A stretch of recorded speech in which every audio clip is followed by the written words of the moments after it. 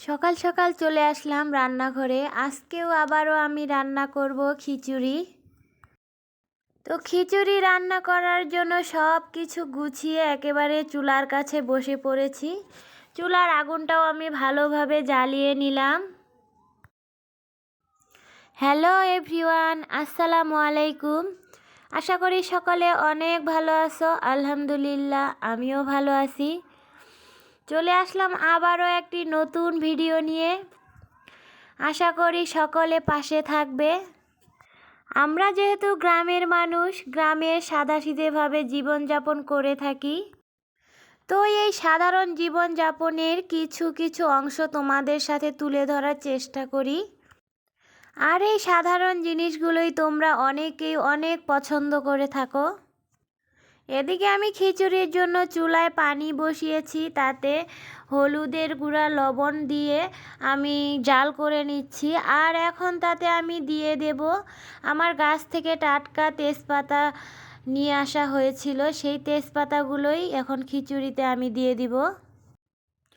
তো আজকের খিচুড়ির জন্য কিন্তু আমি নিয়ে নিছি মসুর ডাল, বুটের ডাল এবং সাথে আছে আলু। এই সামান্য কিছু উপকরণ দিয়েই কিন্তু আজকে আমি খিচুড়ি রান্না করব। আমরা গ্রামের মানুষ এই খিচুড়িগুলো খেতে কিন্তু খুব পছন্দ করি।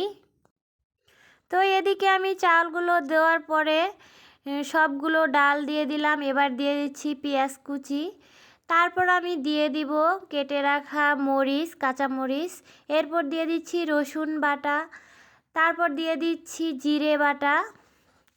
এভাবে একে একে আমি সব কিছু দিয়ে দিলাম। এদিকে হয়তো সবাই লক্ষ্য করেছিলে প্রথম দিকে আমার চুলাটা কিন্তু শুকনোই ছিল, কিন্তু আমি যখন খিচুড়ির জন্য চালগুলো ডেস্কিতে দিতে গিয়েছি অমনি কিছুটা পানি ছিটকে চুলার উপরে, ছিটকে বলতে অনেকটাই পানি একেবারে উপচে পড়ে গিয়েছিল চুলাটার উপরে, তাই আমার চুলাটা কিন্তু অনেকটা ভিজে গিয়েছে।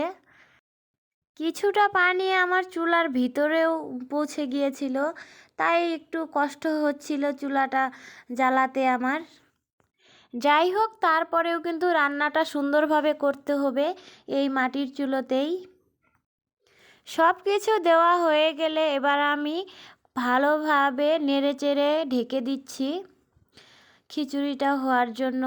তো অনেকটা সময় ধরে আমি জাল করে নিলাম, পানিটা বলক চলে আসছে। এবার আমি আরেকটু ভালোভাবে নেড়ে দিব। আমরা গ্রামের মানুষ প্রায় বিভিন্ন সময়ই কিন্তু ডাল আর বিভিন্ন রকম সবজি দিয়ে এই খিচুড়িটা রান্না করে খাই এভাবেই। বিশেষ করে শীতের দিনে এই খিচুড়িটা আরও বেশি বেশি খাওয়া হয়ে থাকে। আমরা কিন্তু মাংস দিয়ে খুব কমই খিচুড়ি খেয়ে থাকি। বেশিরভাগ খিচুড়ি কিন্তু আমরা সবজি দিয়েই রান্না করে খাই। যেহেতু আমরা গ্রামের মানুষ, আমাদের আশেপাশে প্রায় সব সবজিই পাওয়া যায়, তাই প্রায় সময় সেই টাটকা টাটকা সবজি তুলে নিয়ে এসে আমরা এই খিচুড়িটা রান্না করে খাই। খিচুড়ি রান্না করা হয়ে গেছে, আমরা খাওয়া শেষে চলে যাচ্ছি আমাদের জমিতে। আজকে যেই জমিটাতে যাচ্ছি সেটা প্রায় নদীর কাছাকাছি। তো আমি একাই যাচ্ছিলাম, কিন্তু আমার পিছু নিয়েছে রাইসামণি এবং সাউদামণি। ওরা দুজনেই যেহেতু অনেক ছোট, তাই এসব জায়গায় আসতে খুবই পছন্দ করে। যদিও আমি নিয়ে আসতে চাইছিলাম না, কিন্তু ওরা দুজনেই দৌড়ে চলে আসলো আমার পিছে পিছে। আমি যাচ্ছিলাম আমাদের জমির উদ্দেশ্যে, কিন্তু ওরা দুজনই কিন্তু বিভিন্ন জায়গায় ছুটোছুটি শুরু করে দিয়েছে। রাইসামণি একটা কলার ছড়ি দেখতে পেয়েছে, সে তো দৌড়ে ওখানে যাচ্ছে, ওটা আমার কাছে পেরে যাচ্ছে। শেষে তো রাইসামণি কলার পাতা ধরে টানাটানি লাগিয়েছে যে আমাকে ওটা পেরে দাও, ওটা বলতে কলার ছড়ির মোচাটা।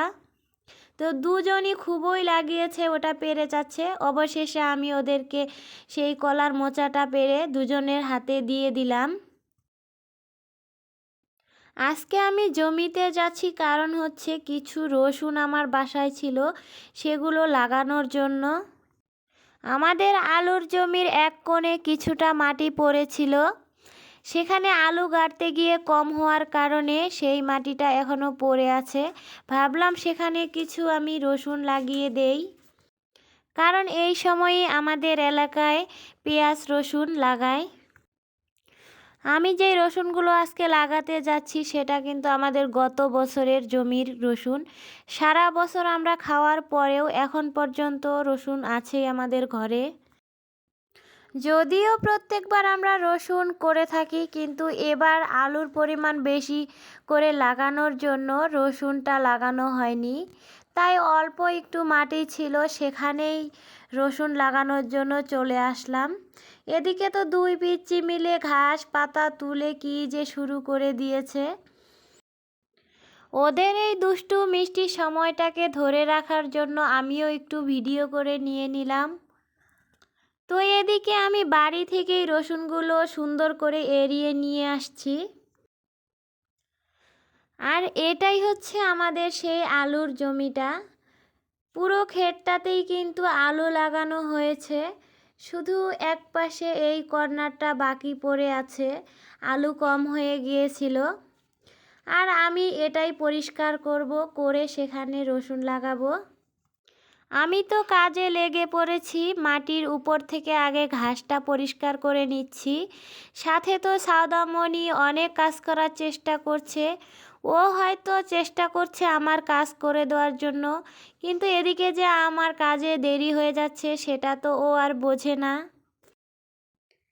এদিকে আবার আমি মোবাইলটা রাইসার হাতে দিলাম, বললাম যে তুমি একটু ভিডিও করে দাও। তো ছোট মানুষ, যাই হোক, যেটুকু ভিডিও করেছে ভালোই করেছে। তো আমরা গ্রামের মেয়েরা এভাবেই যখন তখন সংসারের টুকিটাকি কাজ করে থাকি। এই অল্প কিছু কাজের জন্য আমরা প্রায় 6 মাসের রসুন এখান থেকে তুলে নিতে পারবো। তাতে আমাদের সংসারের থেকে একটু হলেও খরচ কমবে। গ্রামের মেয়েরা কিন্তু কখনোই বসে দিন কাটায় না, তারা একটা না একটা কাজে লেগেই থাকে। এসব পরিশ্রমের মাধ্যমে গ্রামের মেয়ে বউয়েরা আনন্দ উপভোগ করে। যেমন আমি আজকে রসুনগুলো লাগাচ্ছি, কিন্তু কয়েক মাস পরে যখন আমি এই রসুনগুলো নিজের হাতে তুলব, তখন যে কি একটা আনন্দ সেটা একমাত্র আমিই বুঝতে পারবো। শুধু এটা নয়, যে কোনো কিছুই নিজের হাতে করে সেটাকে নিজে উপভোগ করাটা যে কত একটা শান্তি, তা আপনারা সবাই জানেন। এদিকে আপনাদের সাথে কথা বলতে বলতে প্রায় সবগুলো ঘাস আমি তুলে ফেলেছি, অনেকটা জায়গা পরিষ্কারও করে নিয়েছি। এবার পরিষ্কার করার পরে পুরো মাটিটাকে এখন কোদাল দিয়ে ভালোভাবে আমি কেটে দিচ্ছি, কারণ মাটিটা অনেকটা শক্ত হয়ে গেছে। কোদাল দিয়ে এভাবে কেটে মাটিটাকে নরম করে দিতে হবে, না হলে রসুনটা ভালো হবে না। এদিকে সব কাজ শেষ করে এবার আমি রসুন লাগানোর জন্য বসে পড়েছি। সুন্দরভাবে রসুনগুলো এবার ঝেড়ে নিয়ে আমি মাটির মধ্যে লাগিয়ে দিব এক এক করে। যদিও ভিডিওটা কয়েক মিনিটের, কিন্তু এই কাজটি করতে আমাকে হয়েছে প্রায় 3-4 ঘন্টা ধরে, যেহেতু একা হাতেই করেছি। এভাবে আস্তে আস্তে সবগুলো রসুন আমি লাগিয়ে শেষ করলাম। তো লাগানোর পরে রসুনগুলো দেখতে কিন্তু অনেক সুন্দর লাগছিল।